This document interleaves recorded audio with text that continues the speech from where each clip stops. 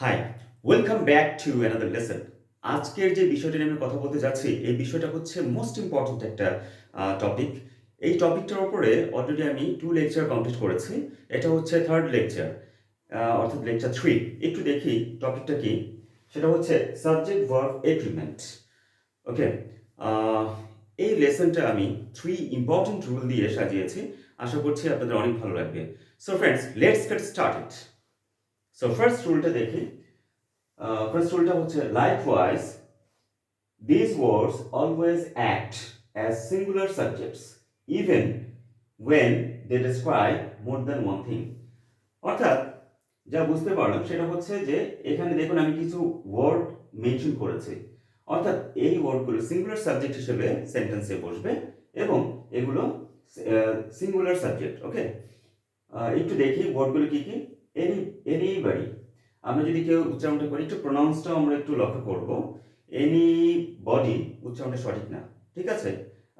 Lane pronunciation আমরা বলতে পারি যদি এনি বডি বলা হয়, আর যদি বলা হয় পোর প্রোনাউন্সিয়েশন, এটা কারেক্ট প্রোনাউন্সিয়েশনটা হবে এনিবাডি, ঠিক আছে, এনিবাডি। সো আরেকটা ওয়ার্ড দেখতে পাচ্ছি এনি ওয়ান। এনিবাডি অর্থাৎ একটু মিনিংটা যদি আমরা বাংলাতে জানি, এনিবাডি অর্থাৎ একজনকে, অর্থাৎ যে কোনো একজন, ওয়ান বাই ওয়ান কে বোঝানো হয়েছে, সিঙ্গুলার মিন করেছে, সিঙ্গুলার সাবজেক্ট। আর এনি ওয়ান ঠিক একইভাবে যে কোনো একজন, ওয়ান বাই ওয়ানকে এক্সপোজ করেছে, অর্থাৎ এক্সপ্রেস করেছে, ওকে, বুঝিয়েছে। ইদার, এই উচ্চারণটাও একটা সঠিক, এবং আইদার বললে এই উচ্চারণটাও সঠিক। অর্থাৎ দুইটা যে উচ্চারণ আমি করেছি ডিফারেন্টলি, এই দুইটা উচ্চারণই সঠিক। ইদার এবং আইদার, এই টু প্রোনাউন্সেস আর কারেক্ট। ওকে, নেক্সট ওয়ার্ডটা দেখি এভরিবডি। এটাকে যদি আমরা কেউ বলি এভরিবডি, উচ্চারণটা কিন্তু সঠিক না, ঠিক আছে। যদি কেউ এভরিবডি বলি, ঠিক একইভাবে এটাকে আমরা পোর অথবা লেন প্রোনাউন্সিয়েশন আমরা বলবো। ওকে, কারেক্ট প্রোনাউন্সিয়েশনটা কি এভরিবডি। পরের ওয়ার্ডটা দেখি এভরিওয়ান। ওকে, এভরিওয়ান এটাও সিঙ্গুলার সাবজেক্ট। আর একটা দেখি নিদার, এটা নিদারটা হচ্ছে কারেক্ট প্রোনাউন্সিয়েশন।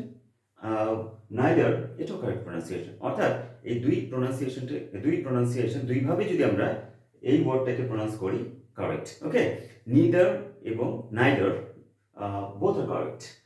নো ওয়ান, ঠিক একইভাবে নো ওয়ানটা কি, নো ওয়ানটা হচ্ছে সিঙ্গুলার সাবজেক্ট।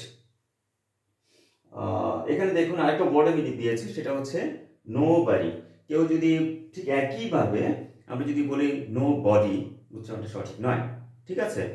পোর প্রোনাউন্সিয়েশন আমরা বলতে পারি। সঠিক উচ্চারণটি কি হবে? নো বাড়ি। ওকে, জেনারেলি আমরা দেখে থাকি যে নেটিভ স্পিকার্সরা উচ্চারণটা এই সঠিকভাবে এটা করে, সেটা হচ্ছে নো বাড়ি, নো বডি তারা বলে না। Okay, so we should follow the native speakers pronunciation. Okay, somebody, এটা কিন্তু প্রোনাউন্সিয়েশন কারেক্ট না, উচ্চারণটা হবে সামবাডি। ওকে, সামওয়ান। এখানে দেখুন, এখানে এই যে ওয়ার্ডগুলো আমি দিয়েছি, এই ওয়ার্ডগুলো হচ্ছে সিঙ্গুলার সাবজেক্ট হিসেবে প্রকাশ করে, এবং সেন্টেন্সে যখন এরা প্রথমে বসবে তখন সিঙ্গুলার সাবজেক্ট হিসেবে প্রকাশ করবে, আর এগুলোর পরেই আমরা সিঙ্গুলার ভার্বটা আনবো। আর আমরা জানি অলরেডি যে singular subject takes singular verb, আর যদি সাবজেক্ট প্লোরাল হয় সেক্ষেত্রে plural verbs take plural verb. অর্থাৎ প্লোরাল সাবজেক্টের ক্ষেত্রে অবশ্যই প্লোরাল ভার্ব আসবে, সিঙ্গুলার সাবজেক্টের ক্ষেত্রে অবশ্যই সিঙ্গুলার ভার্ব আসবে, ঠিক আছে। এখানে 2 এক্সাম্পল আমি দিয়েছি, এই 2 এক্সাম্পলের মাধ্যমে বিষয়টা আমি কমপ্লিট করবো, অর্থাৎ রুল 1টা আমি কমপ্লিট করার ট্রাই করছি। এখানে দেখুন অলরেডি আমি বলেছি যে everybody, anybody, anyone, either, everybody, everyone, neither, no one, nobody, somebody, someone, এগুলো হচ্ছে সিঙ্গুলার সাবজেক্ট। সো এখানে এভরিবডি দিয়ে আমি একটা সেন্টেন্স মেনশন করেছি, লিখেছি। একটু দেখি, এভরিবডি লাভস অর লাভ, এখানে কনফিউজ করার জন্য আমি দুইটা ভার্ব দিয়েছি। ওকে, ইউজিং কারেক্ট গ্রামার। সো আমরা জানি যে এভরিবডি হচ্ছে সিঙ্গুলার সাবজেক্ট। আসলে আমরা প্রিভিয়াস ক্লাসে দেখেছি এভরি মিনস কি। এভরির বেঙ্গলি মিনিং হচ্ছে প্রত্যেক, ঠিক আছে। এটাকে যদি আমরা ডিফাইন করি বাংলাতে, প্রতি যোগ এক, ঠিক আছে। প্রত্যেক, প্রতি যোগ এক, প্রত্যেক, অর্থাৎ প্রতিজনকে সিঙ্গুলার মিন করেছে। সো এভরিবডি হচ্ছে singular subject, that's why we should take singular verb, ঠিক আছে। সো আমরা বলতে পারি everybody loves using correct grammar. এটা হচ্ছে correct sentence. Okay, if we say, যদি আমরা বলি কি everybody love using correct grammar, this sentence is not correct. Okay, next এক্সাম্পলটা দেখি আমরা, ইদার ব্লু অর গ্রিন। এই এতটুকু বোঝার চেষ্টা করি, either either blue or green, হয় ব্লু অথবা গ্রিন, ঠিক আছে, যে কোনো একটাকে মিন করেছে, অর্থাৎ মেনশন করেছে যে কোনো একটাকে। সো আমরা আরো একটু বলতে পারি, সেটা হচ্ছে এই অরের পরে ইদার দিয়ে যদি কোনো সেন্টেন্স শুরু হয়, বা নিদার দিয়ে, নিদার সাথে সাধারণত আমরা এরকম জানি, ইদার অর, নিদার নর, এরকম আমরা জানি। সো একটু দেখি এখানে, একটু বোঝার জন্য আমি একটু মেনশন করছি, ইদার, ইদার অর, নিদার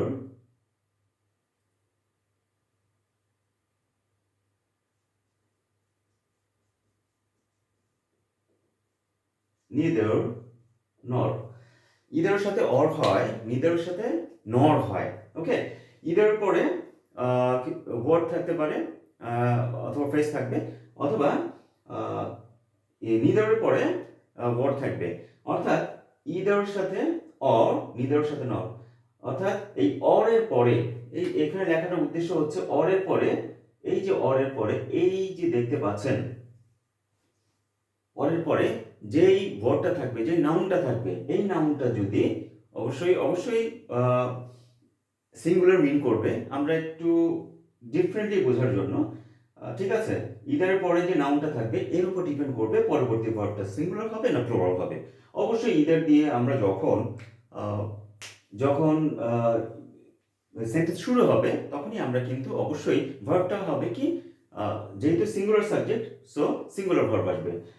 যেহেতু বলা হয়েছে ইদার ব্লু অর গ্রিন, হয় ব্লু অথবা গ্রিন, ঠিক আছে, যে কোনো একটাকে ডিফাইন করেছে, অথবা অরের পরে আমরা যে ওয়ার্ডটা দেখবো, এটা যদি সিঙ্গুলার ফর্মে থাকে তাহলে সিঙ্গুলার, প্লুরাল ফর্মে থাকলে অবশ্যই প্লুরাল ভার্ব আসবে।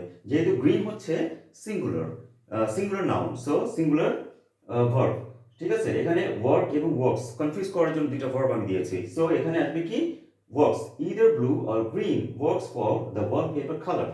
ওকে, ঠিক একইভাবে নরের পরও যেই ওয়ার্ডটা থাকবে, ওয়ার্ডটা যদি সিঙ্গুলার হয় তো সিঙ্গুলার ভার্ব বসবে, এবং প্লুরাল হলে প্লুরাল ভার্ব বসবে, ঠিক আছে। সো আমরা যদি বলি either blue or green work for the wallpaper colour, এই সেন্টেন্সটা কিন্তু কারেক্ট না, ঠিক আছে। সো ফার্স্ট রুলটা ফ্রেন্ডস আমরা ভালোভাবে বুঝতে পেরেছি। ওকে, আসুন সেকেন্ড রুলটা দেখি। সেকেন্ড রুলটা কি বলা হয়েছে সেটা দেখি, when choosing between there is and there are, ঠিক আছে, the verb should match the number of the noun that follows it.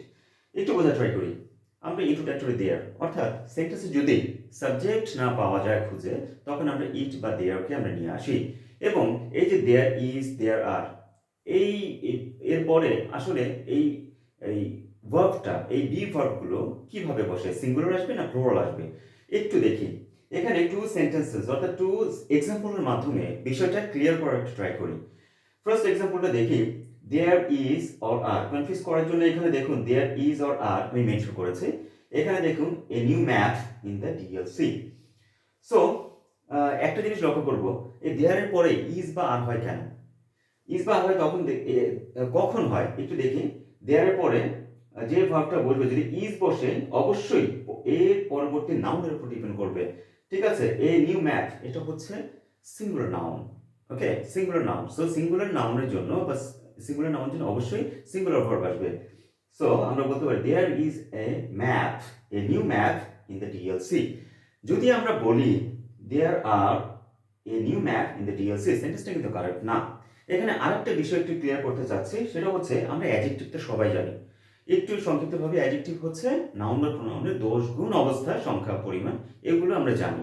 Actually কিছু ওয়ার্ড আছে বা যে ওয়ার্ডগুলো নাউন বা প্রোনাউন সম্পর্কে এডিশনাল কিছু ইনফরমেশন দেয় বা অতিরিক্ত কোনো তথ্য দেয় বা নাউনকে মডিফাই করে, এরকম যে ওয়ার্ড, এই মডিফাইড ওয়ার্ডগুলি কিন্তু অ্যাডজেক্টিভ। ওকে, এখানে দেখুন এ নিউ ম্যাপ, এখানে ম্যাপটা কিন্তু আমি লিখেছি দেখুন নাউন, অর্থাৎ singular noun.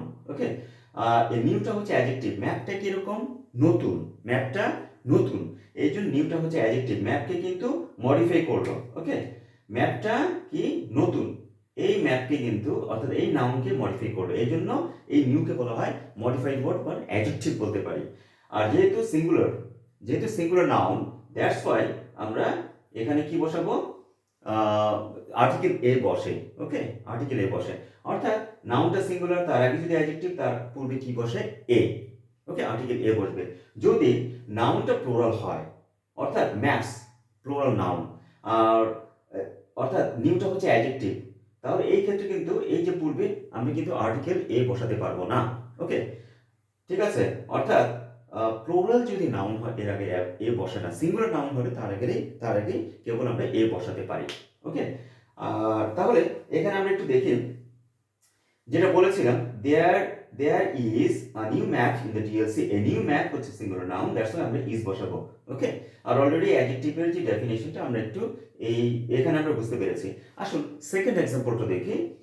There R or is confuse করার জন্য ঠিক একইভাবে আমি দিয়েছি new maps in the DLC.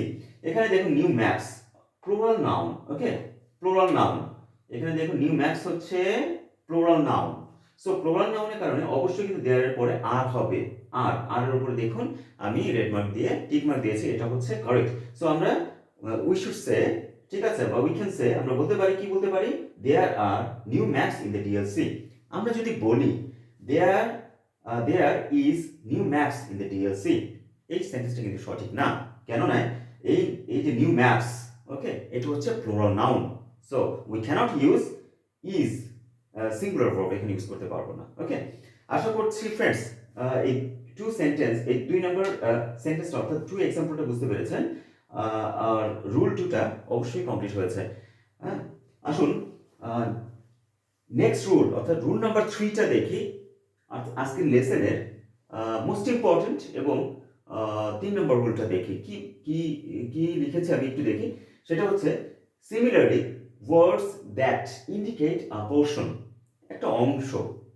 দেখি একটু আরো ক্লিয়ার করে, আমি এখানে 6টা এক্সাম্পল দিয়েছি, 6 এক্সাম্পলের মাধ্যমে এই রুলটা কমপ্লিট করব। Including পার্সেন্টেজেস, similarly words that indicate portions including percentages, আমরা পার্সেন্টেজ জানি, use the number of the noun they describe. ওকে, এখানে দেখুন একটা ইম্পর্টেন্ট একটা বাক্য, দিস নাউন ইজ টিপিক্যালি, এখানে দেখুন টাইপিক্যালি কথাটা কেউ যদি বলে, TYPICALL, কেউ যদি টাইপিক্যালি উচ্চারণ করে বা টিপিক্যালি উচ্চারণ করে, আসলে উচ্চারণ সরি টিপিক্যালি। ওকে, উচ্চারণ হবে typically, this noun is typically the object of the phrase of. Okay, অর্থাৎ এই রুলটা যদি ভালোভাবে বুঝতে চাই, ঠিক আছে, তাহলে এই 6টা এক্সাম্পল আমার লাগবে। একটু দেখি, ফার্স্ট এক্সাম্পলটা দেখি, all of the book is or are wind, ঠিক আছে, সবগুলো বই নষ্ট হয়েছে অর্থাৎ ধ্বংস হয়ে গেছে। এখানে দেখুন অল অফ দ্য বুক, একটু আমি মার্ক করি, অল অফ দ্য বুক, ঠিক আছে, this noun is typically the object of the phrase of, অফের পরে, এই যে অফের পরে এই নাউনের উপর ডিপেন্ড করবে। ওকে, অফের পরে যে নাউন দ্য বুক, এই বুকটা হচ্ছে সিঙ্গুলার নাউন। ওকে, সিঙ্গুলার নাউন, এই কারণে এই ফ্রেজটা হচ্ছে সিঙ্গুলার নাউন, দ্যাটস ওয়াই কিন্তু আমরা ইজ আমরা বসাবো। ওকে, ইজ আসবে, অর্থাৎ বইগুলোর অংশ, একটা পোর্শন বোঝাচ্ছে। ওকে, একটা অংশ, অর্থাৎ এখানে অফের পরে যে নাউনটা থাকবে এই নাউনের উপর ডিপেন্ড করে পরবর্তী ভার্ব। নাউন যদি সিঙ্গুলার হয় তাহলে সিঙ্গুলার ভার্ব আসবে, যদি প্লুরাল হয়, নাউন যদি প্লুরাল হয় তাহলে প্লুরাল ভার্ব আসবে। সো আমরা বলতে পারি all of the book is wind, ঠিক আছে, এটা হচ্ছে কারেক্ট সেন্টেন্স। যদি আমরা বলি all of the book are wind, এই সেন্টেন্সটা কিন্তু কারেক্ট না।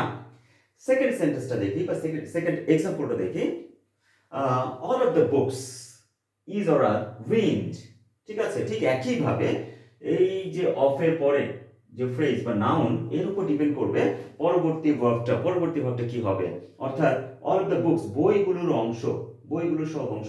এখানে বলা হয়েছে এই বইগুলো, অফ দ্য বুকস, এই বুকস এর উপর কিন্তু ডিপেন্ড করে পরবর্তী ভার্বটা কি হবে, সিঙ্গুলার না প্লুরাল। বুকস কিন্তু প্লুরাল নাউন, দ্যাটস ওয়াই কিন্তু প্লুরাল ভার্ব আসবে। সো আর, সো আমরা বলতে পারি যে all of the books are wind. Okay, we cannot say all of the books is ruined, এই সেন্টেন্সটা কিন্তু কারেক্ট না, ঠিক আছে। থার্ড সেন্টেন্সটা একটু দেখি, সেটা হচ্ছে some of the film is funny, অর্থাৎ ছবিটির, অর্থাৎ এই ছবিটির কিছু অংশ, ঠিক একইভাবে আমি একটু মার্ক করে দিচ্ছি, এরকম করে দেখুন, অর্থাৎ একটা পোর্শন বোঝা যাচ্ছে, words that indicate a portion including percentage, পার্সেন্টেজের দুইটা আমি সেন্টেন্স দিয়েছি, একটু পরে দেখছি, ঠিক আছে। সো ছবিটির কিছু অংশ কি ফানি, ওকে। সো এখানে দেখুন দ্য ফিল্ম, এই যে ফ্রেজটা বা এই নাউনটা কিন্তু সিঙ্গুলার সাবজেক্ট বা singular noun. So singular noun takes singular verb, okay. So আমরা বলতে পারি some of the film is funny, okay. We can't say, আমরা বলতে পারবো না some of the film are funny, okay. এই সেন্টেন্সটা কিন্তু কারেক্ট না। ফোর্থ সেন্টেন্সটা দেখি, ফোর্থ সেন্টেন্স মানে 4 নম্বর সেন্টেন্সটা দেখি, সাম অফ দ্য ফিল্মস, এখানে দেখুন ছবিগুলোর কিছু অংশ, ঠিক একইভাবে একটা পোর্শন বোঝায় ছবিগুলোর অংশ, এখানে একটা ছবি না অনেকগুলো ছবি বোঝানো হয়েছে। সো এখানে দ্য ফিল্মস হচ্ছে কিন্তু প্লুরাল নাউন। সো আমরা কিন্তু অবশ্যই প্লুরাল ভার্ব আনবো, some of the films are funny, okay. এই সেন্টেন্সটা হচ্ছে কারেক্ট। সো আমরা উই ক্যানট সে, আমরা কি বলতে পারবো some of the films is funny, এই সেন্টেন্সটা কিন্তু কারেক্ট না, ওকে। প্রত্যেকটা ইয়েতে দেখুন ভার্ব এখানে টিক মার্ক আমি দিয়েছি, এগুলো হচ্ছে কারেক্ট ভার্ব, এবং কিভাবে এগুলো ইউজ হয়েছে সেগুলো আমি আপনাদেরকে ডিফাইন করেছি ক্লিয়ারলি। এবার আসুন এই যে ইনক্লুডিং পার্সেন্টেজেস, এই ব্যাপারটা নিয়ে একটু কথা বলি, ঠিক আছে। ফিফথ সেন্টেন্স এবং সিক্সথ সেন্টেন্স এই পার্সেন্টেজের উপরে একটু কথা হয়েছে, একটু দেখি। 50% অফ দ্য হাউস, 50% অর্থাৎ 50%, ঠিক আছে। দ্য হাউস সিঙ্গুলার নাউন, কিন্তু বাড়িটির 50% কি হয়েছে, মেড অফ উড, অর্থাৎ কাঠের তৈরি, ওকে। তো বাড়িটি যেহেতু অফ দ্য হাউস, এই হাউসটির 50% একটা পোর্শন বোঝাচ্ছে, words that indicate a portion including percentages, ওকে। এখানে কিন্তু সেটা বোঝানো হয়েছে, বাড়িটির 50% কাঠের তৈরি, made of would. So the house হচ্ছে কি অফের পরে এই যে ফ্রেজটা, দ্য হাউস কি singular noun, so singular noun takes singular verb. So we can say 50% of the house is made of wood, এই সেন্টেন্সটা হচ্ছে কারেক্ট, ওকে। আমরা বলতে পারবো না 50% of the house are made of wood, এই সেন্টেন্সটা কারেক্ট না, ঠিক আছে। আসুন last sentence in this lesson, এই পার্সেন্টেজের উপরে একটু দেখি, সেটা হচ্ছে 50% অফ দ্য হাউসেস, অর্থাৎ এখানে একটা বাড়ির কথা বলা, অনেকগুলো বাড়ির কথা বলা হয়েছে, ওকে। অনেকগুলো বাড়ি অর্থাৎ বাড়িগুলোর 50% মেড অফ, অর্থাৎ মেড অফ উড, কাঠের তৈরি। এখানে দেখুন the houses, okay. The houses হচ্ছে plural noun, so plural noun takes plural verb, okay. So এখানে আমরা বলতে পারি 50% of the houses are made of wood, okay. We can't say 50% of the houses is made of wood, এই সেন্টেন্সটা কিন্তু correct না। So বন্ধুরা, আশা করছি রুল নাম্বার 3 এবং খুব ভালো করে বুঝতে পেরেছেন, এবং 6টা সেন্টেন্সের মাধ্যমে আমি রুলটা বোঝানোর ট্রাই করেছি। আশা করছি যে বুঝতে পেরেছেন খুব ভালো করে। এই লেসনটা আশা করছি আপনাদের খুব ভালো লেগেছে। এমনি করে আরও কয়েকটা লেসন আরও দিব এই বিষয়টার উপরে, সেটা হচ্ছে সাবজেক্ট ভার্ব এগ্রিমেন্ট, এটা হচ্ছে লেকচার 3, ওকে। যদি এই লেসনটা যদি ভালো লেগে থাকে অবশ্যই সাবস্ক্রাইব, লাইক, বেশি বেশি করে শেয়ার করবেন, এবং এই লেসনটা সম্পর্কিত আরও কিছু জানার থাকলে অবশ্যই কমেন্ট বক্সে মেনশন করবেন। যদি কোথাও বুঝতে সমস্যা হয় বা দেখা যাচ্ছে আরও বোঝার কিছু আছে, অবশ্যই কমেন্ট করবেন, সেগুলো রিপ্লাই পেয়ে যাবেন। আশা করছি এই সমস্ত জটিলতাগুলো যখনই আপনি কাটিয়ে উঠতে পারবেন, তখন সেন্টেন্স মেকিংয়ে বা কথোপকথনেও, স্পোকেনের ক্ষেত্রেও আপনাদেরকে অনেক হেল্প করবে। আজকে এই পর্যন্তই, সবাই ভালো থাকবেন, সুস্থ থাকবেন, আল্লাহ হাফেজ।